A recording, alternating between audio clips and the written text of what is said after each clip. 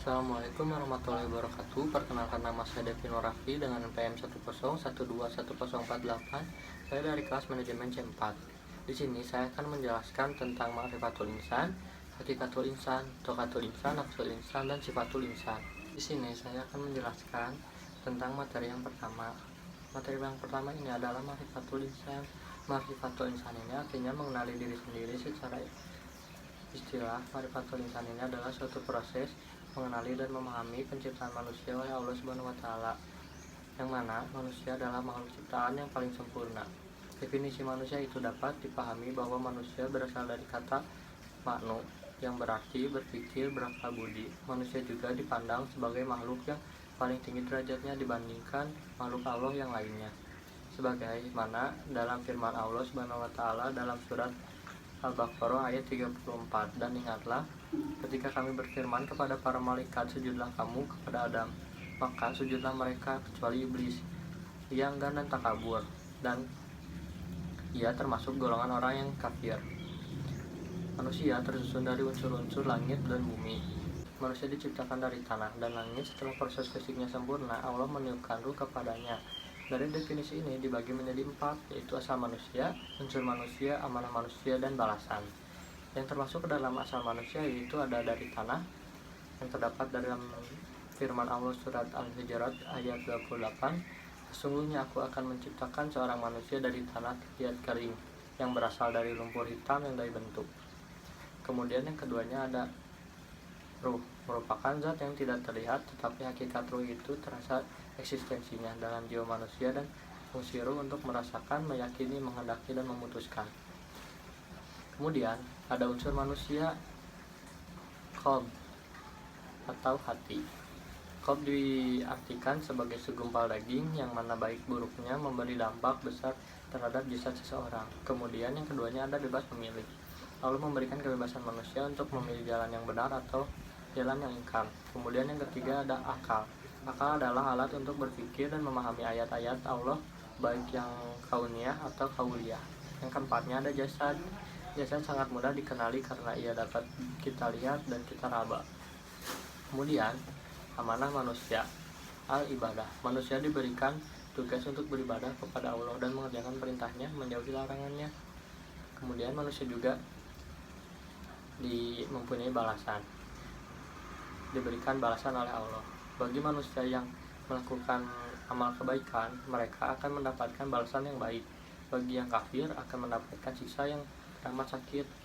Kemudian di sini saya akan menjelaskan materi yang kedua. Materi yang kedua ini adalah hakikatul insan, yang artinya hakikat manusia. Hakikat manusia yang harus dipahami, yang pertama sebagai makhluk, yang kedua ada yang dimuliakan, yang ketiga sebagai mu'alaf, yang keempat bebas memilih, dan yang kelima mendapat balasan. Dalam KBBI, hakikat memiliki dua arti, yaitu intisari atau dasar, yang keduanya ada kenyataan yang sebenarnya atau sesungguhnya. Kemudian hakikat manusia, yang pertama makhluk. Menurut KBBI, makhluk adalah sesuatu yang dijadikan atau yang diciptakan oleh Tuhan seperti manusia, binatang, dan tumbuhan. Kemudian di makhluk ada al-fitrah. Al-fitrah ini manusia diciptakan. Al-fitrah maksudnya diciptakan oleh Allah berada dalam kecenderungan kepada kebenaran dan patuh kepadanya. Kemudian ada lemah. Manusia diciptakan oleh Allah dalam keadaan lemah. Kelemahannya terutama dalam menghadapi godaan hawa nafsu. Kadang mereka mengalami lemah tekad, lemah iman, dan lemah kesadaran. Yang ketiga ada bodoh. Manusia juga diciptakan oleh Allah dalam keadaan bodoh. Kemudian ada fakir. Manusia diciptakan oleh Allah juga dalam keadaan fakir atau membutuhkan. Kemudian manusia juga diciptakan oleh Allah dalam keadaan yang dimuliakan. Kemudian ada dengan ditiupkan ruh, yang terdapat pada firman Allah surat As-Sajdah ayat 9. Kemudian dia menyempurnakan dan mentiupkan ruhnya ke dalam tubuhnya, dan dia menjadikan pendengaran, penglihatan, dan hati bagimu, tetapi sedikit sekali kamu bersyukur. Kemudian memiliki keistimewaan. Manusia merupakan makhluk yang Allah anugerahi dengan berbagai keistimewaan dibandingkan dengan makhluk lainnya. Kemudian dituduhkannya alam. Allah memberikan alam menciptakan bumi dan memudahkan untuk manusia sehingga manusia dapat mengambil manfaatnya yang tak terhingga untuk kepentingan hidupnya. Kemudian yang ketiga ada dibebani. Manusia adalah makhluk yang dibebani tanggung jawab oleh Allah Subhanahu wa taala. Kemudian ada ibadah. Manusia harus taat kepada Allah dengan melaksanakan perintahnya. Yang kemudian ada khalifah. Manusia harus menjadi khalifah untuk menegakkan keadilan dan membersihkan alam ini dari perbuatan najis, syirik, dan fasik. Terus, kemudian manusia diberikan kebebasan untuk memilih. Kebebasan untuk memilih ini yaitu manusia bebas memilih jalan yang lurus atau yang berliku atau jalan yang lingkar. Kemudian, manusia juga bisa mendapat balasan dari Allah.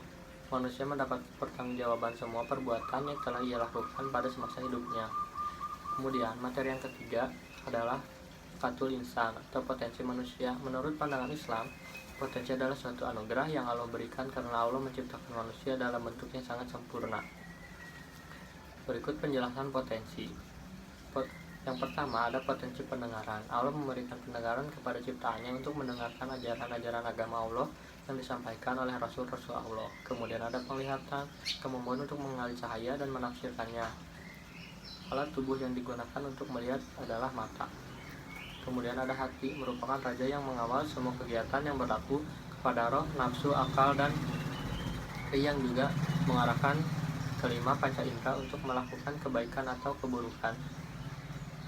Kemudian, manusia juga diberi tanggung jawab atau sikap. Yang pertama ada sikap amanah, sesuatu yang diberikan dan dipercayakan untuk dijaga, dilindungi, dan dilaksanakan. Kemudian, manusia juga diberikan al-khianat. Bagi manusia yang memiliki sikap al-khianat akan memberikan azab kepadanya. Kemudian, manusia juga diberi sifat al-khianat. Bagi manusia yang memiliki sikap al-khianat, Allah akan memberikan azab kepadanya. Kemudian, materi yang selanjutnya adalah materi yang keempat, nafsul insan atau jiwa manusia. Nafsul insan memiliki dua kata, yaitu nafsu yang berarti sebuah perasaan, kekuatan emosional, dan insan yang berarti manusia atau diri sendiri. Definisi jiwa berasal dari bahasa Sanskerta yang artinya benih kehidupan. Jiwa dalam bahasa Arab dikenal dengan istilah nafs, merupakan suatu kata yang memiliki banyak arti sehingga harus dipahami. Kata nafs dalam Al-Quran memiliki beberapa arti, yaitu yang pertama ada jiwa, yang kedua ada nyawa, yang ketiga adalah suatu sifat manusia yang memiliki kecenderungan pada kebaikan dan kejahatan, yang keempat ada sifat dalam diri manusia yang berupa perasaan dan indera. Kemudian ada dari tafsir Ibnu Katsir. Kemudian seorang hamba itu dapat dilihat dari cara dia mengendalikan nafsunya. Yang pertama ada nafsu mutmainnah, adalah jiwa yang telah mendapatkan ketenangan. Nafsu ini juga dapat diartikan sebagai nafsu yang diberi cahaya sehingga dapat menyinari hati. Kemudian yang kedua ada jiwa yang arub. Jenis jiwa yang seperti ini kecenderungannya masih terpenuhi oleh ar-raju. Seringkali pijakannya adalah zam atau sangkaan sehingga membuat manusia ragu. Yang ketiga, jiwa arru yang dikendalikan oleh al-hawa. Jiwa yang seperti ini kecenderungannya adalah kepada syahwat semata. Kemudian, materi yang selanjutnya adalah tentang sifatul insan atau sifat-sifat manusia. Manusia adalah makhluk hidup yang terbentuk dari banyak sifat secara umum. Sifat manusia itu terbentuk dari dua sifat, yaitu sifat kebaikan dan sifat keburukan. Yang pertama, sifat kebaikan. Kemudian manusia diberikan jalan yang benar atau yang salah. Jalan benar atau takwa adalah menaati perintah yang diberikan oleh Allah atas dasar iman dan ihsab. Takwa ini ada dalam surat Al-Baqarah ayat 41, dan kepadakulah kamu harus bertakwa. Kemudian manusia juga harus bersabar. Manusia harus mempunyai sikap sabar pada saat keadaan bagaimanapun. Kemudian manusia juga mempunyai sifat berhati lembut. Manusia harus mempunyai hati lembut dan senantiasa banyak berdoa, bertasbih, dan sholat. Kemudian manusia juga harus mempunyai sifat kasih sayang, suka taubat, dan bersikap lemah lembut, selalu bersikap jujur, terpercaya, dan mensucikan jiwa yang akan Allah beri keberuntungan. Kemudian untuk sifat yang buruk ada al-fujur. Al-fujur atau mengotori jiwa. Menurut para ulama, mengotori jiwa adalah memasukkan diri dalam dosa dan kemaksiatan. yang termasuk dalam sifat fujur, yaitu ada tergesa-gesa, berkeluh kesah, kikir atau tidak berbuat baik, kufur, pendebat, pembantah, zalim, dan jahil. Sekian materi yang bisa saya sampaikan. Untuk salah dan kurangnya mohon dimaafkan. Semoga materi ini bermanfaat. Assalamualaikum warahmatullahi wabarakatuh.